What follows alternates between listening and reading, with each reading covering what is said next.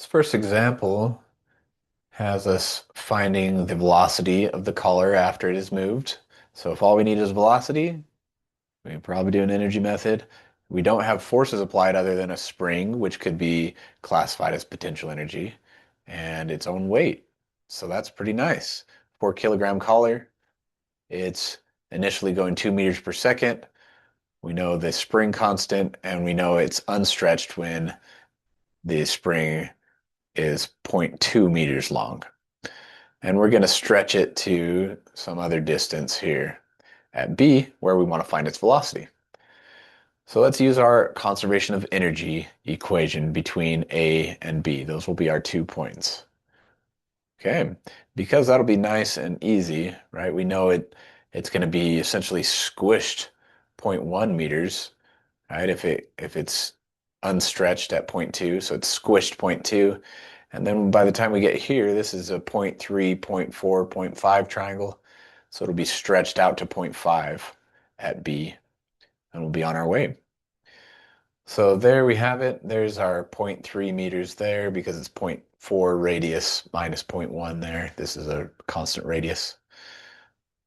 That means it's going to stretch to 0.5.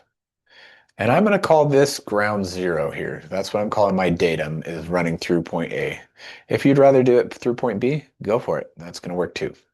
But then you'd have positive potential energy to start with, zero to end with. I'm going to start with zero and end with negative potential energy. So the potential energy at B,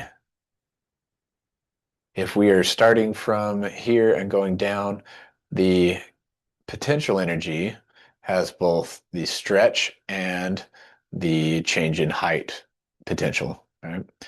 So I've got 1/2 ks squared as I go from A to B for the spring energy, right?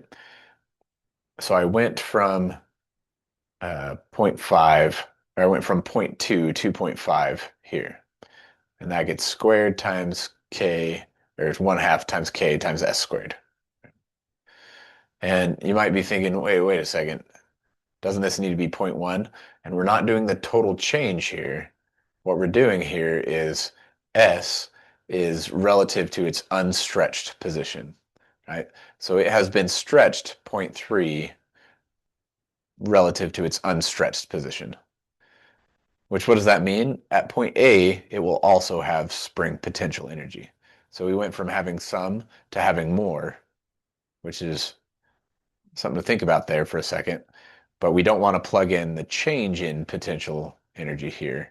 We'll put its initial potential at A, and this is its final potential at B. Okay. We also have its relative height, right, relative to the datum that we chose. So it is down negative 0.4, which is why this term is negative. So that's the distance down, and we need its weight, which was a 4 kilogram. So we've got 4 times gravity times 0.4 meters down. It's below the datum, therefore it's negative. So now the kinetic energy at B is going to be 1/2 mv squared. We don't know what VB is, so we'll just leave it as a variable. Now let's do it for part A. At part A, it has a potential 0 for the change in height, right? Because we're saying that's ground zero at the datum through point A. But we do have a squished spring there, right? It's squished final minus initial 0.1, right? If it was unstretched at point 0.2, at point A, it's got 0.1 in there. That's negative, but it's going to get squared, so it doesn't really matter. So we've got 0.1 squared in there, 1/2 m, or 1/2 k s squared. And the kinetic energy is 1/2 mv squared. And they told us at the beginning it's moving at 2 meters per second at A.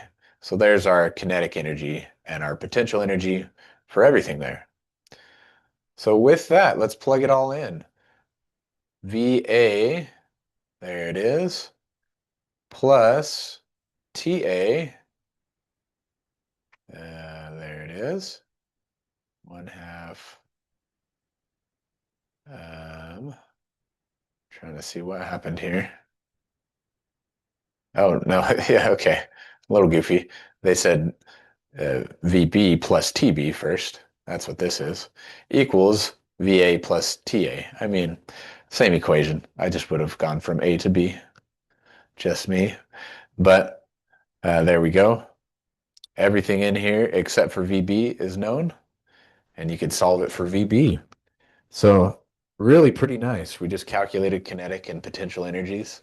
We had some spring and some uh, change in height potential. But as long as we kept the sign right on our height change, really, it's not a lot of complication there. And we could solve for a velocity without even caring about the fact that there was a 90-degree change in direction, right? All we needed, and also this spring, it's changing its direction. We didn't have to worry about that because we just did kinetic and potential energies. And that's the beauty of using conservation of energy.